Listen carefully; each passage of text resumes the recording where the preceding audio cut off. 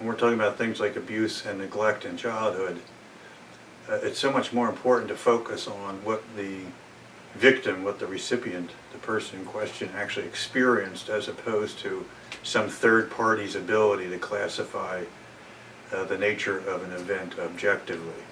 So the Adverse Childhood Experiences Study, ACE, A-C-E, it was conducted by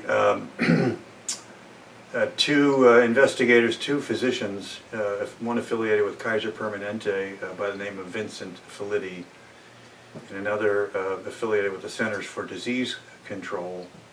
His name was Robert Anda, and it was conducted in 1997. So it's now 2 decades since they completed this study, and its implications are mushrooming into the world of health, mental health, addiction, psychological theory, etc. The magnitude of this really can't be overestimated. This was phenomenally important in terms of it's advancing our understanding of what makes humans tick, in particular in relation to the development of physical, even medical, physiological, psychological problems, mental health problems over the course of an entire lifetime. And while in some respects, just to sort of summarize up front, it confirmed what every grandmother already knew in a sense. But we did need that confirmation. And in essence, when you're treated like garbage early in life, you can expect garbage to accumulate throughout the course of your life. And some of that will be made clear during the course of the discussion, how that happens. What is the process? What are the mechanisms by which that actually happens? Just this long. So are you with me? Okay. So let me just say a little more about this in some detail, and how it came to be in particular is important.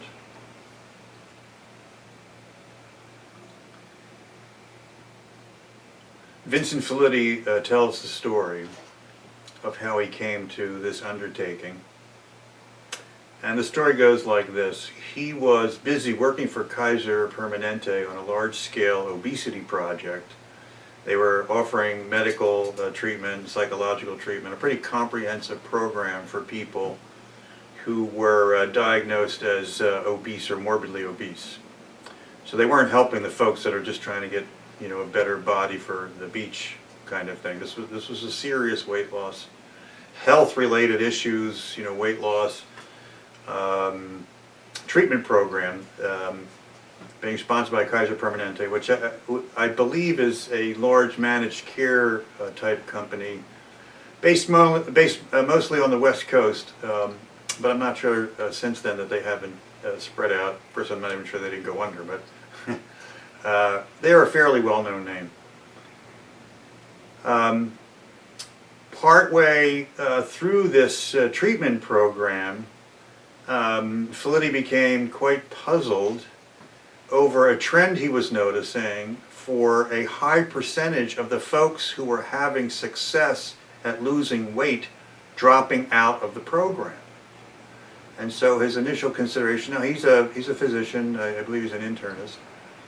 I don't think he's a psychiatrist. He's puzzled. These people were winning at the game. They were putting in time and effort, and the weight was coming off, and why would they drop out before they reach their goals? And to give him some credit, rather than just assuming it's a strange anomaly and plodding along with his program, he wanted to find out what was going on, so he took it upon himself to debrief some of these folks, if not all of them. He interviewed them. He called them up and said, no pressure. Could you talk to me about what happened? Private, discreet conversation about what's going on. And to his surprise, what he found out was the overwhelming majority, like more than 80 to 90% of the folks who were dropping out, reported having experienced sexual abuse as children.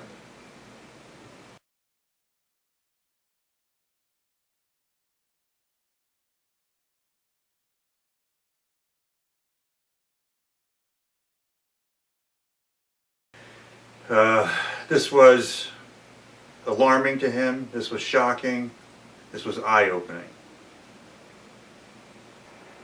So as I talk about this, I refer to it as the failure of success.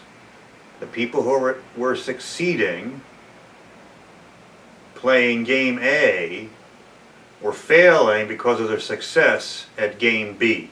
And what was game B? The underlying game, the more important game. So I want you to just give that a little thought for a minute. I'm just going to pause and let you consider it.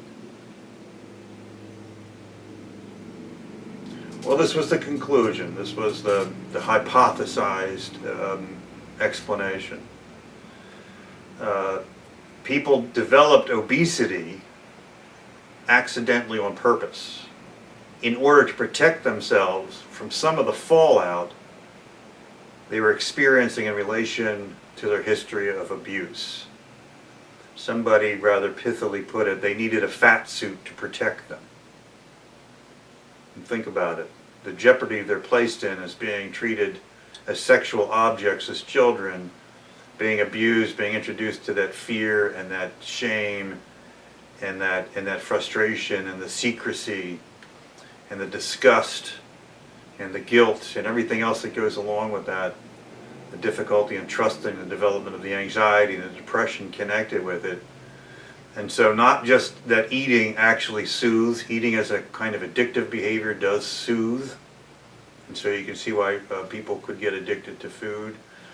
But in addition, the weight itself, the obesity itself, the excess pounds, the transforming of the body from something that we would expect would have some sexual currency, some sexual allure or appeal, and trying to desexualize that completely in a protective manner. And so clearly this physical problem, the obesity, and this psychological problem, the compulsive overeating, had an emotional basis that was rooted in some painful experiences in childhood. Boom, the lights go off. So at that point, Felitti says to himself, well, what kind of role is this psychological, this sort of hidden camouflage psychological or emotional underpinning, what role is this playing in our health problems as young adults, and older adults? In order to answer the question, he and Anda developed the ACE questionnaire. And this is a 10-item questionnaire that accesses different categories of fairly severe traumatic events from childhood being defined as under age 18, anything that happens under age 18. And so in the area of abuse, we have physical, emotional, and sexual abuse. In the area of neglect, we have physical and emotional neglect. And then the general category of household dysfunction. Was there an incarcerated adult? Was there a mental illness in the family? Was the mother treated violently? Was there a substance abusing parent? And or was there divorce? Was there that kind of chaotic fallout from a divorce? And as you can see, this covers a lot of territory, but it does not, it's not designed to be comprehensive. No one can argue that these categories are defined as valid examples of childhood adverse experience. But there are so many others that could have been considered for inclusion. Shocking death, unexpected death of a sibling, of a family pet, the family moves, and the downgrade in socioeconomic status, or the sense of safety for the child, or the loss of friendships.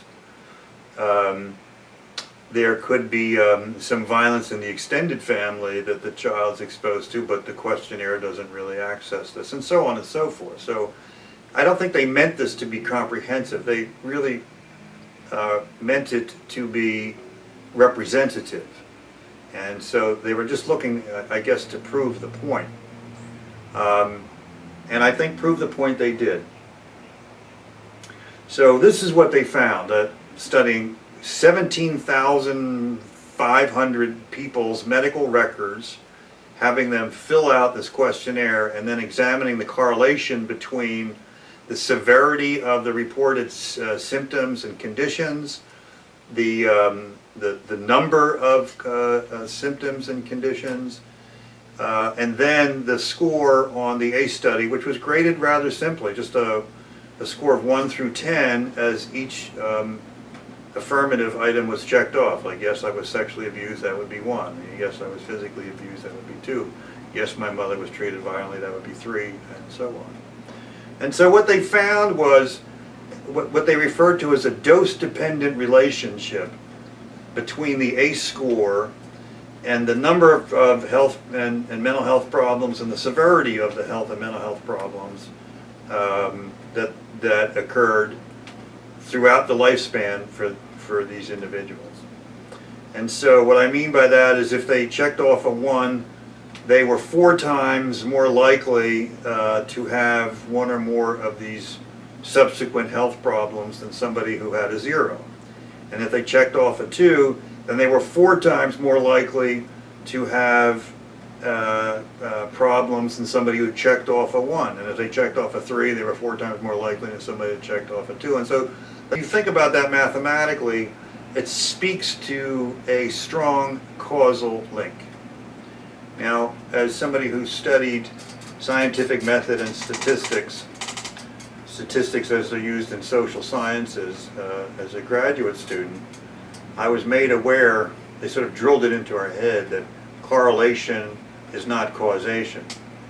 On the other hand, when you have an extremely robust correlation, it leads you to consider the real possibility of there being a causal link. You're supposed to do other studies, you're supposed to dig in with other statistics and other kinds of statistical analyses in order to perhaps confirm that on some level. And some of that's now being done. The ACE study, the original ACE study, has led to thousands, hundreds if not thousands of additional studies since, based on the premise, based on the score, and looking at additional data for lots more people and lots more specific conditions.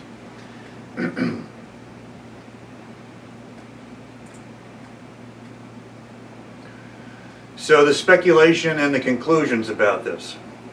How do we connect the dots? And then what do these conclusions suggest specifically for addiction?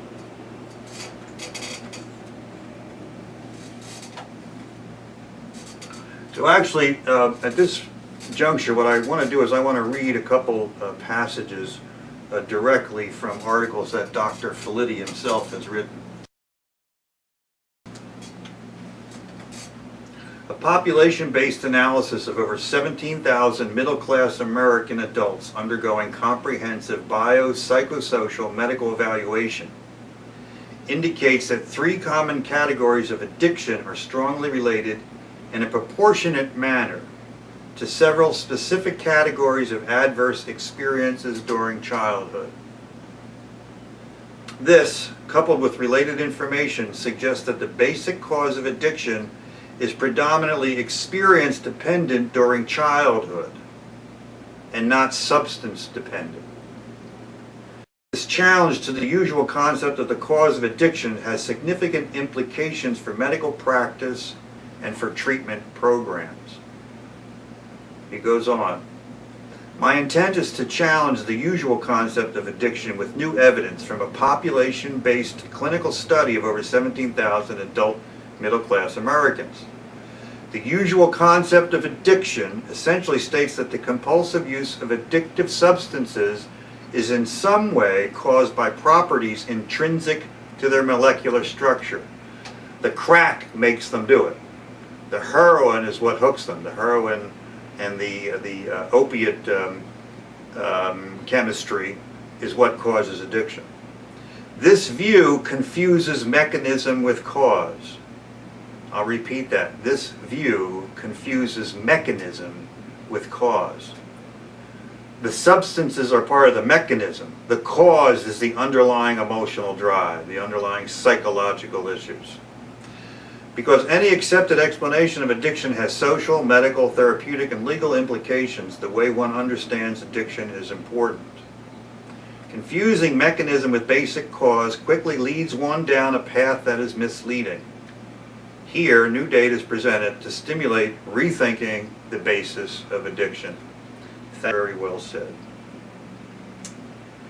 I'm going to have on the screen here in a second what they refer to as the ACE pyramid, and you'll be able to examine for yourself the way that these things are sort of causally linked in sequence. And you start at the bottom of the pyramid with the actual pain of the adverse childhood experience. And what this does is this disrupts normal neurodevelopment, normal cognitive development, normal emotional development. And it does so in some predictable sorts of ways and some explainable sorts of ways. In other words, you throw a child into a chronic stress-involved process in which they have experience that they can't shake, that they can't handle, that they can't process, that they can't deal with, and they can't get rid of. And it's spinning them, as opposed to a normal child without this struggle, so that the system, the living system, the young person, is preoccupied with managing internal states and related external relationships that are compromised by this. So for instance, you think about a child who has unnecessary anxiety because of abuse at age 3, losing the emotional support they would otherwise get from their parents because they're busy keeping a secret. They're trying to handle this on their own. They're riddled with shame and fear. They develop pervasive mistrust. They're cut off from support. And so even, all the other normal issues of growth and development that they might have otherwise handled better, they're handling in a kind of fractured manner because they're compromised by what took place in the process, the fallout from that, the process that ensued following the injury. So that just makes sense. Think about that. Upset the kid. If a child's living in a war zone, how are they supposed to socialize and learn reading, writing, and arithmetic? So the disrupted neurodevelopment is part and parcel of what contributes to the social, emotional, and cognitive impairment. So here's a young person starting behind the 8 ball because of their failure to cope successfully with this internal struggle and the external sequela of what happened. When they come of age, in other words, teenage adolescence, they adopt health risk behaviors, and here you see the correlation between the adverse events and drug use, early drug experimentation, conduct disorder, teen depression and suicide, acting out in all forms and fashions, teenage pregnancy, running away from home, failure in school, dropout, you name it, sexually transmitted diseases, cigarette smoking, early adoption of cigarette smoking, and here this is where it's really most relevant for addiction treatment. When we encounter young adults or adults who are already, years into their addictive process, they themselves have lost the sense of any threads that might connect to their childhood. And you sit with somebody who's 22 and they've had 8 years already of some serious addiction, and you say, well, what was happening in your life when this got started? Well, I was, kind of a rebel, and maybe I had a little chip on my shoulder, whatever, and I got introduced to drugs, and I got to tell you, when I first encountered them, it was kind of like a love affair. I finally felt like, I like what's going on inside me. Well, do you think it might have anything to do with your childhood? No, I don't see that. I mean, it happened to me and a lot of my friends, and who the hell cares what happened when I was a kid, And here I am, I'm trying to get better, and I've ruined my life because of my addiction. And so it sort of feeds the illusion that the addiction emerged because they tried pot or cigarette smoking at age 14. And I want to ask the question, why you and you know the kids like you, and not John or Sally or Susie? Why did they say no to drugs? Everybody shrugs their shoulder. I don't know. Different kid from the suburbs. They were pussies. I mean, I don't know. You tell me, Doc. So the cause and effect links are buried under a cloud of confusion. And we're talking about somebody that's been doing drugs for a while, and they haven't been sitting around saying to themselves every day, gee, I wish I wasn't abused when I was a kid. They've explained it away. They shrugged it off. They say other people had it worse than me. They downplay it. They don't get it. They don't draw the connection. When we begin to identify and draw the connection for them, they tend to have their aha moment, a little like Felitti had his own when he interviewed the people that had dropped out of his program. Oh, I see. Makes sense. I wasn't just a regular 14-year-old when I picked up cigarettes, or 12-year-old when I first, smoked a little pot. I actually was troubled, wasn't I? Relatively speaking.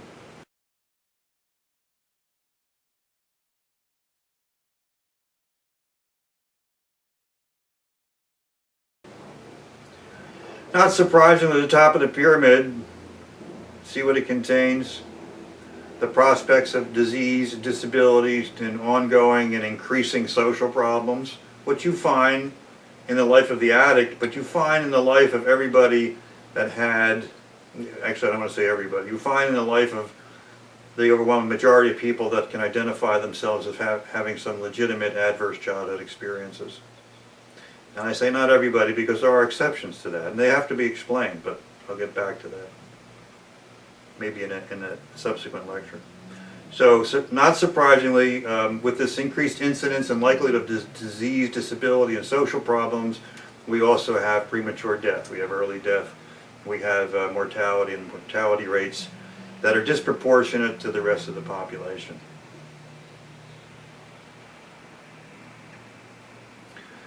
So what does this tell us? Well, first of all, and this was recommended by Felitti, it makes perfect sense. Even though you're treating people for what seem like pure health or medical problems, stress-related problems, bad back, liver problems, kidney problems, cardiac problems, they seem to be purely physical. You don't want to rule out the prospect of there being a psychological or an emotional basis to it. And I think the type 2 diabetic is a perfect example. It's a physical condition, it's a disease, and why aren't they taking better care of themselves, and why do they take such poor care of themselves that the disease developed in the first place? And maybe the use of food and alcohol and whatnot, maybe they don't fully qualify as addicted, or at least they have no rock bottom experience. It's not your severe addiction. They're just playing the game of healthcare, the game of life, fairly poorly and chronically poorly, and so it adds up over time. Well, who's going to draw the links there? If we didn't ask them, were you abused as a child, they're not necessarily going to volunteer. They came in for a heart condition. They came in, okay, for stress-related conditions. Well, I got stress. All right, well, we don't always assume some sort of early life basis for that, do we? So the screening for ACEs is a scientific and a medical mandate. And it's a social and a moral obligation. We should be screening everybody that comes into every healthcare clinic. And now that we have this, generally available, cyber record of people's medical histories, if there was some adverse childhood events, and we should go beyond the ACE score, but at least, the beauty of that is it's simply administered. It takes about 5 to 10 minutes. Now, of course, you shouldn't do it without being in a position to debrief somebody after they filled it out. Discuss with them the ins and outs of what you find and what they might want to do about that. But think about how that informs the treatment team. We have here a person who's on the ACE pyramid and doing what we expect people on the ACE pyramid to do, and they're showing up with kidney problems or liver problems or cardiac problems. All right, fine, they're showing up with depression or anxiety. So even there, we would like this information up front in order to guide us in accurate assessment and in the provision of the appropriate kinds of treatment. It just makes sense. Treating trauma that's clearly related to health conditions such as anxiety, depression, and addiction should be prioritized far beyond the state of affairs that exists today. That's kind of a no-brainer. It's not even the ACE study that told us that, although I think the ACE study sort of confirms that all of what we're doing in the healthcare arena needs to be informed by a more comprehensive sense of what causes, what leads to these problems. Rethinking about our ideas and definitions of addiction and addiction processes and behaviors is called for. And outmoded or less relevant theories and models should be discarded and replaced with fresh, science-informed approaches. Like, come on, let's bring this awareness into the 21st century and let go of some of the old wives' tales solution and the old assumptions that were misguided, refresh our thinking, and let it lead to more efficient and more appropriate approaches to understanding and treatment. And there you have it. That's my little lecture on the ACE study, part 1. Thank you for your time. Thank you for your attention. Thanks for listening. Stay tuned.